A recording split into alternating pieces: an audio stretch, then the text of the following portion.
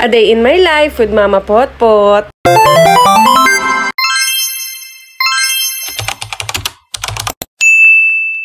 Kung ako ang nasa kalagayan ni Kuya, ay hindi ako mahiyang sabihin na, ay Kuya, wala ka sa bahay niyo para ganyan ang upuan mo. Anyway, nandito kami ngayon ulit sa Buendia, yes. Pero ngayon, 3 na lang kami, kasi di ba nahatid din namin yung isa, si Kevin. At this time, ihatid naman namin si Kenneth. Ayan po, dahil hindi pa nga ako nakakapunta ng PTEX, yan. Kaya kami ay nag-bus papuntang PTEX. Yeah, first time ko talagang pupunta dito. Huwag kayong ano dyan. So, sa mga hindi pa nakakapunta, yan, ito na ang pagkakataon nyo para makita ang loob. Itutour ko kayo sa loob ng PTEX. Sabi kasi nila, para daw itong airport terminal. Kasi maganda. So, let's see kung totoo nga. Kitang-kita nyo naman, di ba? Kahit maaga pa lang yan, ang dami ng tao. Di ba? Pagbunga nyo pa lang, may maganda na at malaking screen. Sa terminal entrance to nga pala kami pumasok. So, syempre, pagpasok nyo, kailangan i-check tayo. So, ito may security guard. At ito na po itsura niyan sa loob. Pagpasok nyo, meron ng information at ayan, mga screen para makita nyo dyan yung mga dapat nyo makita. So, ayan, maraming mga paninda. Tapos, meron pa dyang pataas. So, malaki talaga tong PTEX na to. At meron pa ulit na screen dito para makita nyo kung ano na yung paalis na nasasakyan. Pero in fairness, guys, ha, kompleto dito. Kita nyo may QQ ramen. Tapos may makikita naman kayo mga signage kung nasa na kayo. Ticket booth, gate 5, elevator, restroom, at may Jollibee din dito. At ayan po ang kanilang waiting area. Malaki.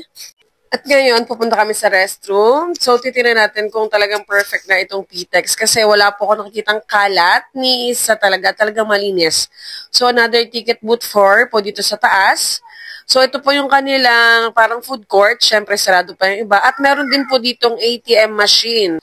At ito naman ang itsura ng CR nila. Oh, in fairness, hindi mapanghi, malinis, hindi basa ang sahig. Hindi dahil first thing in the morning pa lang. Kasi merong ibang terminal na kahit maaga pa lang ang dumi-dumi na at ang panghe. So, ayan po, marami ding cubicle. So, fast forward tayo. At dahil gutom na nga, kumain muna kami bago kami dumiretso sa airport. So, ito po yung kainan sa loob. So, ayan po. Kukunti pa lang ang bukas kasi, syempre, maaga pa. So, ayan po ang aming order. Fast forward ulit. At meron din pala ditong Jayco at Robinson's Easy Mart and Chowking. Meron din ditong Palawan Express. So, tapos na tayo sa pagtutour. Labas na tayo.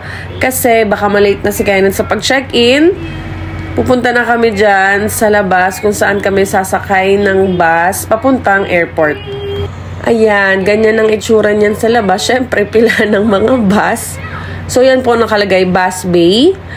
Ay makikita nyo airport terminal 1, 2, 3, tapos vice versa.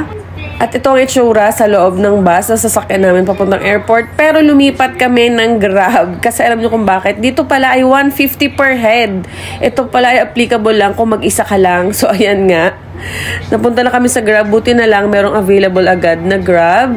Talagang suking-suki na kami ng Grab. So ayan pa, papunta na kami sa Terminal 1. Nalalapit na.